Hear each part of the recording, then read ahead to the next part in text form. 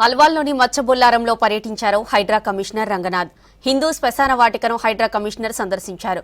శ్మశాన వాటికను డంపింగ్ యార్డుగా మారుస్తున్నారని, నిర్మాణాలు చేపడుతున్నారని కాలనీవాసులు హైడ్రాకు ఫిర్యాదు చేశారు. దీంతో స్వయంగా కమిషనర్ రంగనాథ్ రంగంలోకి దిగారు. కబ్జా చేసిన స్థలాన్ని పరిశీలించారు. శ్మశాన వాటికలో ఎట్టి పరిస్థితుల్లో డంపింగ్ యార్డుతో పాటు నిర్మాణాలు చేపట్టవద్దని అల్వాల్ మున్సిపల్ కమిషనర్కు రంగనాథ్ ఆదేశాలు జారీ చేశారు. పనులు వెంటనే నిలిపివేయాలన్నారు కమిషనర్ రంగనాథ్.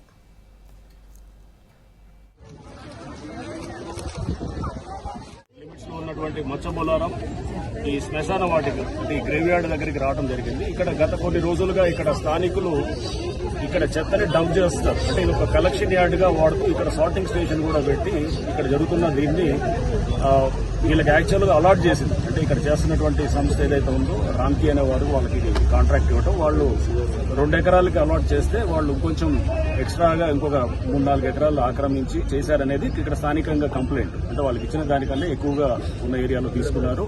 ప్లస్ చెత్త డంప్ చేయడం వల్ల వీళ్ళకి ఇక్కడ కొంత ఇబ్బందులు వస్తున్నాయి. ఉన్నట్టు చుట్టుపక్కల ఉన్న కాలనీస్ అనేది కూడా that was another complaint. Plus ఇది గ్రేవ్ యార్డ్ లో వీళ్ళు వర్క్స్ చేయడంతో అక్కడ చాలా చోట్ల ఏదైతే కనుక వీళ్ళు గతంలో పూడ్చినటువంటి ఇది రెమినెంట్స్ ఏదైతే ఉన్నాయో బోన్స్ ఇట్లాంటివన్నీ కూడా అవి కూడా ట్రేస్ అవుతాయి.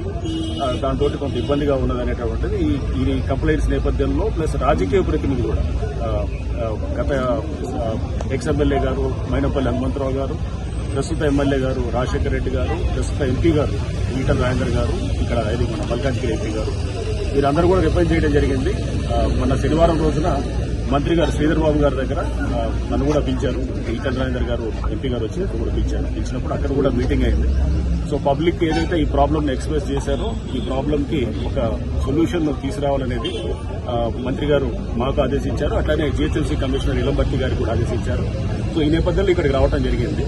సో దీన్ని తప్పకుండా రిజాల్వ్ చేస్తాము. రిజాల్వ్ చేసి దీనికి అంత డిస్కషన్ మీద రిజాల్వ్ చేసి పబ్లిక్ ఏదైతే వాళ్ళ కన్సర్న్స్ ఉన్నాయో అన్నింటినీ కూడా తప్పకుండా అడ్రస్ చేసి దానికి చేస్తాము.